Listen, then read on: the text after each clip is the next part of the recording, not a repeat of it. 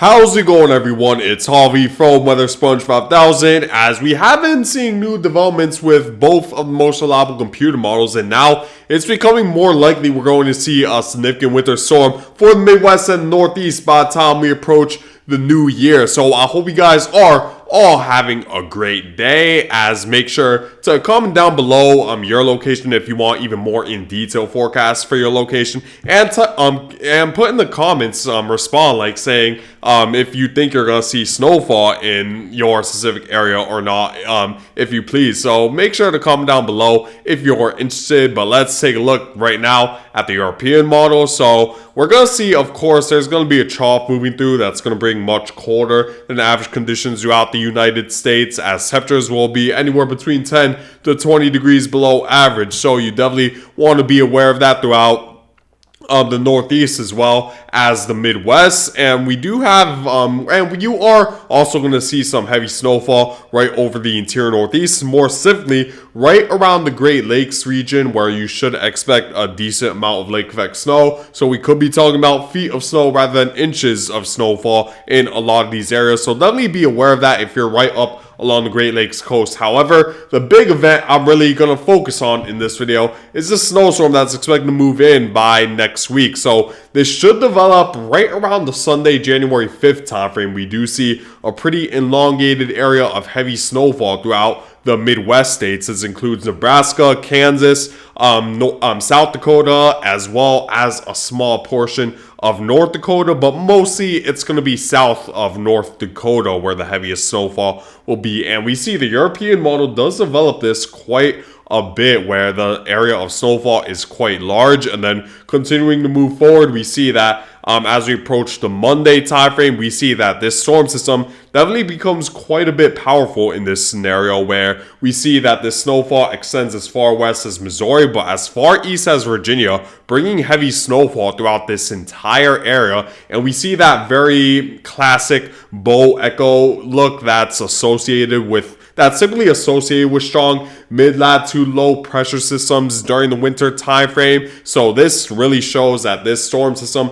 does have quite a bit of strength associated with it, certainly capable of bringing heavy snowfall over a large area, as well as heavy rain in the southeast. But moving forward with the forecast, we see that the European model brings this heavy snowfall to many of the Northeast states, such as Pennsylvania, New Jersey, Maryland, Virginia, of course, like I already said. Ohio gets involved with heavy snowfall, as well as Kentucky and Indiana. And this impacts a lot of the big cities in the Northeast, like Washington, D.C., Philadelphia, New York City. So this would be certainly very impactful for much of the United States, where this will impact a lot of the more populated areas in the Northeast, where Kansas City gets involved with heavy snowfall. St. Louis, the Chicago area as well could get involved. Des Moines, Iowa could get involved. Indianapolis, Cleveland, even as far south as Cincinnati. All of these cities could get involved, and I wouldn't rule out the possibility of the snowfall going even a little bit further northward to, who knows, maybe Detroit could get involved as well, a large portion of Michigan in general, as well as Milwaukee. In this scenario, the European model takes most of the snow just to the south of Michigan and Wisconsin, but we certainly can't rule out that possibility that maybe the area of snowfall could be a little bit larger, or this storm system moves further northward. But we're talking about a forecast that's around 5 to 6 days out. There's still a lot that could change when it comes to the trajectory, as well as the overall scope and size of this storm system. So I'll certainly keep you guys updated, but I will say with a high amount of certainty at this point that we will see a major winter storm, at least somewhere in the Midwest and the Northeast. And it seems like it's most likely going to be hovering right around maybe just to the north of the Ohio River Valley, the heaviest snowfall. But we still need to wait and see regarding the details regarding where exactly the storm system could go, because the GFS model, while it does develop a storm system in a very similar fashion, we see that it does definitely take a different scenario where the area of snowfall is a lot larger. In the European model scenario, places like Minnesota and Wisconsin and even Michigan were receiving little to no accumulating snowfall with this storm system. But in the GFS model, pretty much everyone's in just the north of Chicago, where Milwaukee gets involved, the entirety of Wisconsin, Michigan gets involved as well with snowfall. As this storm system, we see it does bring a larger area of snow, so the areas further northward get a little bit more involved. However, the key difference also is that this storm system moves a little slightly further northward, so the areas in the southeast that would be experiencing some snowfall in the European model scenario wouldn't necessarily experience it as much in the GFS model scenarios, but we still do see snowfall in a lot of the same areas: Kentucky, Virginia, West Virginia, Ohio. But what's interesting with the GFS model scenario as well is that it expects a storm system to sort of fizzle out by the time this approaches the northeast. Well, not completely fizzle out, that's an exaggeration, but definitely weaken to the point where we see that the big northeast cities like Washington, D.C., Philadelphia, New York City, as well as New Jersey, and even portions of New England, receive little to just very little snowfall in general, at least compared to what the European model is forecasting. And we even see a little bit of a rain intrusion since the GFS model takes a track a little bit further northward. So while the GFS model and the European model both agree that a significant winter storm will develop somewhere in the Midwest and move eastward and impact Northeast, there's still a pretty big difference regarding on who will get impacted. But the consistent pattern we're seeing between the two computer models, I should say, is that there's a heavy, that pretty much right around the Ohio Valley, that's where you should receive heavy snowfall, as that's the current consensus. And while there's still around 6 days out before this event actually occurs for these areas, I'm starting to lean a little bit more to that idea that, hey, the Ohio Valley might be the most likely area to receive heavy snowfall out of this, while the areas, I'll say, just north of Chicago and even a little bit and to the northeast of New York City, that's where the things get a little bit more uncertain. So I'll certainly keep you guys updated over the next few days. But let me show you guys the key factors I'll play a role in determining the exact trajectory as well as the strength of this storm system. So here's a look at the GFS model scenario. So GFS model, what's interesting about it is that it's taking a weaker scenario, mainly because it expects this area of low pressure to be a little bit more spaced out, where we have another low pressure system developing just to the west of the main low pressure system. So that should help distribute the vorticity a little bit over a larger area, which means that this storm system would be weaker, which means that the northerly winds will be weaker, and as a result, the instability will overall be weaker with the storm system, which is a big reason why the GFS model expects the storm system to fizzle out a bit, mainly because it doesn't expect as much instability with a weaker low pressure system and a weaker amount of ridging, as this is all as a result of just a weaker amount of ridging overall. We see a weaker ridge in the GFS model scenario by the January 6th timeframe, so that allows the jet stream to straighten out a little bit more. And while we do see a decent amount of snow, it isn't as heavy as the European model scenario. And this storm system doesn't bring as much snowfall to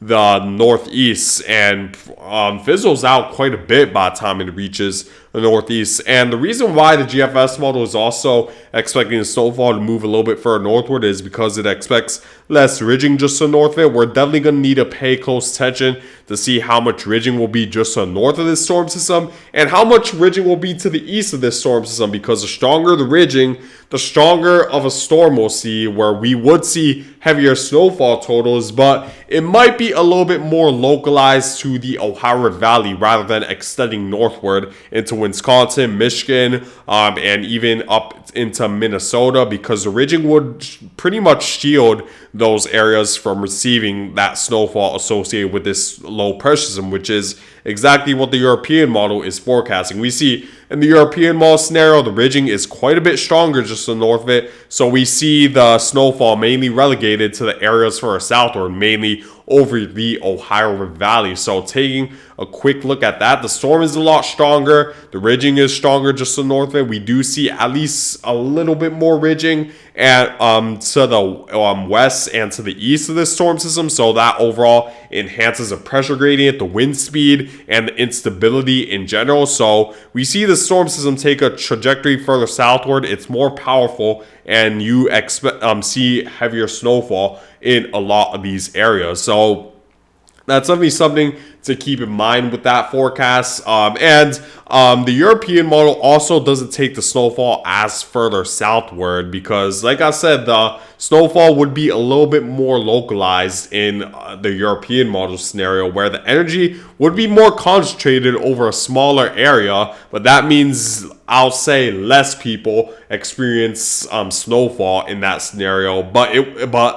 Those people who do experience snowfall in that scenario where it affects less people receive much more snowfall than in the GFS model scenario, where it's a little bit, where even though the GFS model affects more people, the overall snow totals you would receive is going to be overall less in, let's say, the Ohio River Valley. So definitely a key thing to keep in mind of how the ridging will build over the next few days. I'll say we won't get a good idea until probably about the Friday timeframe, once this slow pressure system moves ashore right up along the Pacific Northwest, because by then we would know how much ridging would be just to the east of this storm system. Because look at the European model scenario, we do see quite a bit of ridging just to the south of it and to the east of this storm system. But for the GFS model scenario, we see that the ridging is a lot weaker just to the south of it, and we see the storm system meander further southward, and overall it weakens the ridging to the south, which allows the storm system to be a little bit less intense as a result of the lack of ridging. So I'll certainly keep you guys updated over the next few days regarding this storm system. But let's say the GFS model scenario was 100% correct. So I will say that we're most likely going to experience a heavy snowfall fall threat, most likely right over the Ohio River Valley, where at the very least you should expect maybe 3 to 6 inches of snowfall, it could certainly be more than that. I can't give you an exact range as of right now. And I'm being a little bit conservative saying a 3 to 6 inch range, but just know that I think it's a little bit more likely right over the Ohio River Valley states you will experience a significant winter storm. And for the Northeast as well, there's still questions regarding the amount of ridging, because the trajectory could also be a factor as well. If the ridging is a little stronger,